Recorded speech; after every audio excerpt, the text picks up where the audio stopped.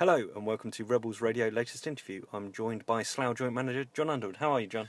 Very well, thanks. Had a bit of time now to reflect on the 2-0 defeat away at Bideford. What do you make of it?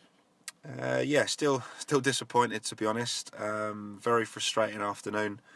We went down there. We wanted to win that game and get ourselves back on track. Obviously, had the heavy defeat against Poole the week before, and we saw it as a chance to bounce back. And from a number of points of view, it was very frustrating. I actually thought we played very well from about 13 seconds in to through the rest of the game. I thought we were the better side. It was just one of those days. It just didn't happen for us.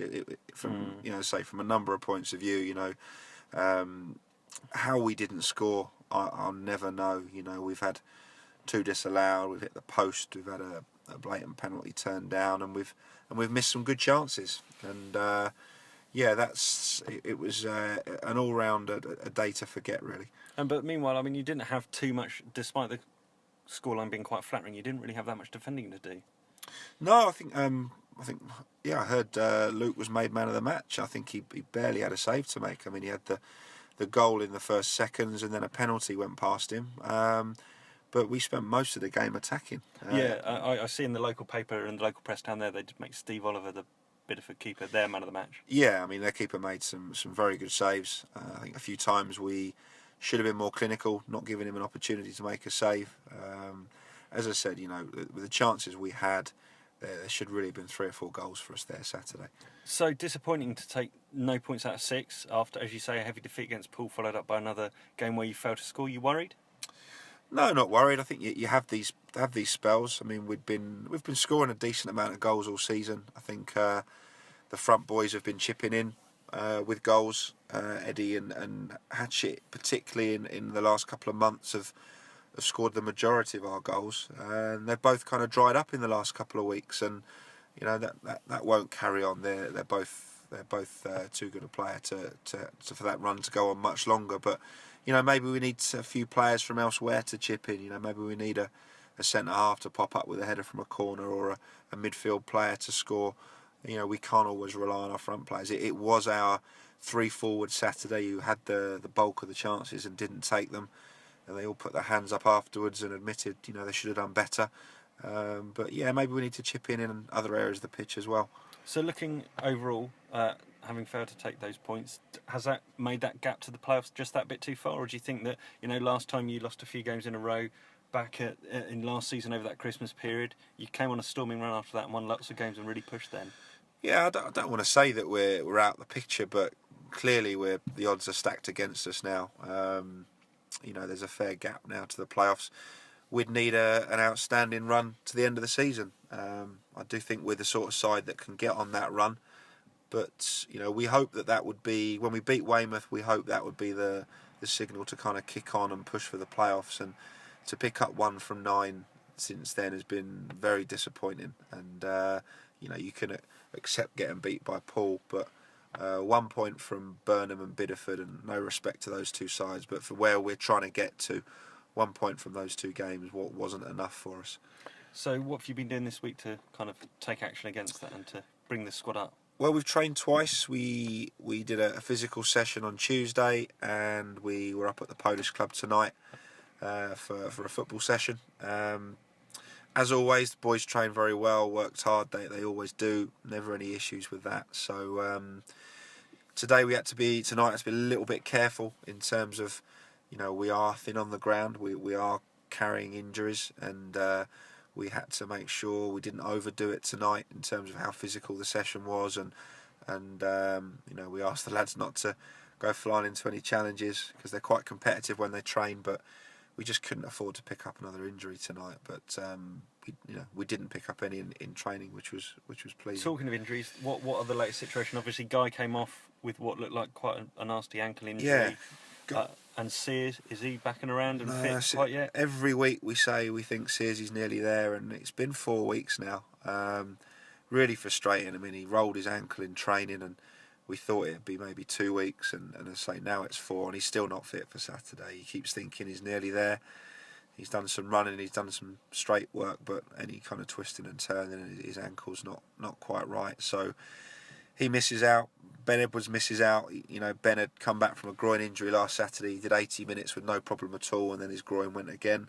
So those two still miss out. George isn't ready yet. So we're actually missing 4 central midfielders on a Saturday.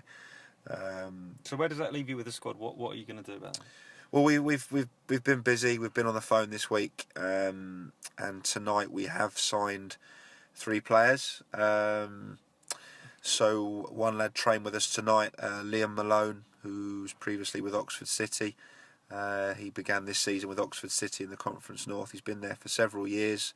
Had a spell with Chesham before Christmas. He came to our attention, and he's trained tonight, and he's signed tonight. We just need that transfer paperwork to go through. With Chesham, there should be no issues with that. So he's a kind of a combative, hard-working midfield player. He's been around a little bit. So he comes into the squad. We've also signed 2 on dual registration from Wealdstone. So we thank Gordon Bartlett there for his support with that. So one of those will probably be familiar. A lad called Dan Brown, who has been at Maidenhead for a number of years, played regularly for them in the Conference South. He joined Wealdstone this season. He's just had an injury. He's been out for the last few weeks, so they've done quite well in his absence, and he just needs a couple of games. So we've brought him in, and the third one won't be known to our supporters. It's a Dutch lad. He was pro at Watford.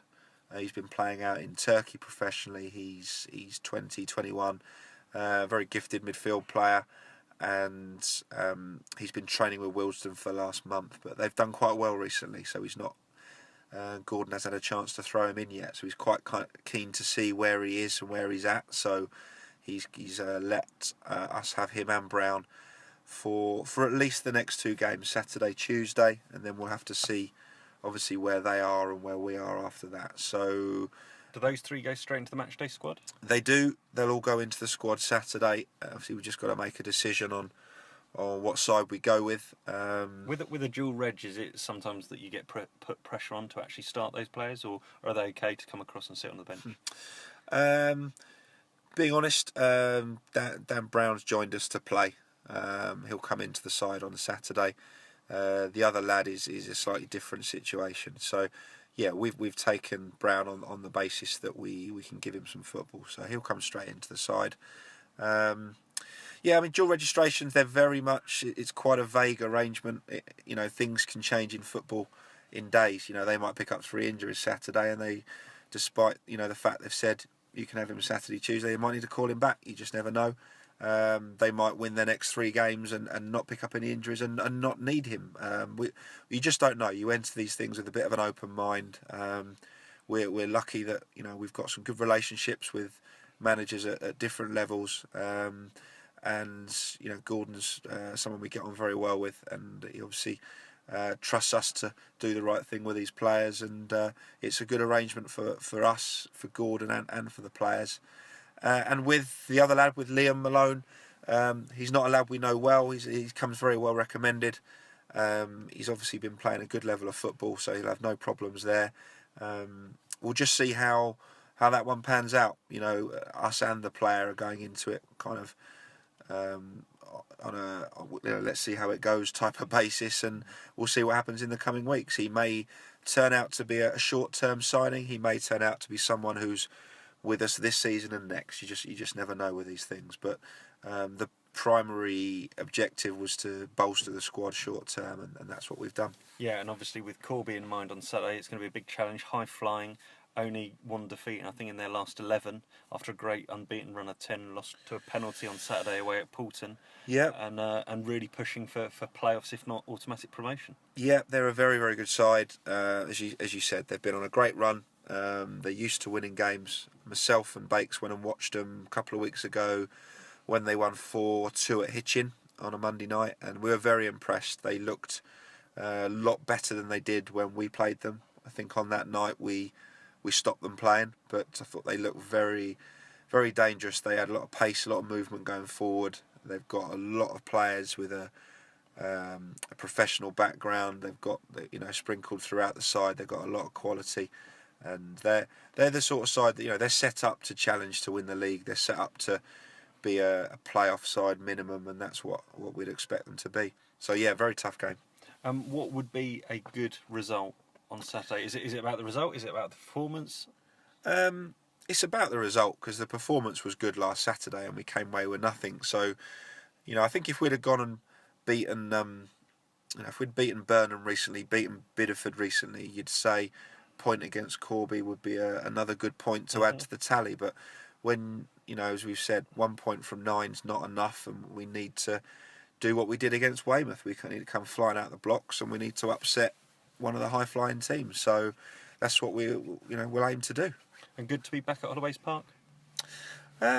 Yeah, we quite enjoyed we quite enjoy the away trips, to be honest. But yeah, I mean, to be honest, it doesn't matter where we play. We need to the results what matters, and we need to give a Weymouth type performance, not a Poole type performance. We've played two of the top three, Corby being the third one, and we've given two very different performances, and we need to make sure that we gave Poole a leg up in that game with a soft goal early on, whereas Weymouth, we flew out the traps and we got in front very early, and we need to have that kind of start if we're going to get anything from the game. Good. Well, we look forward to seeing as many Slough fans as possible down there to cheer on the Rebels.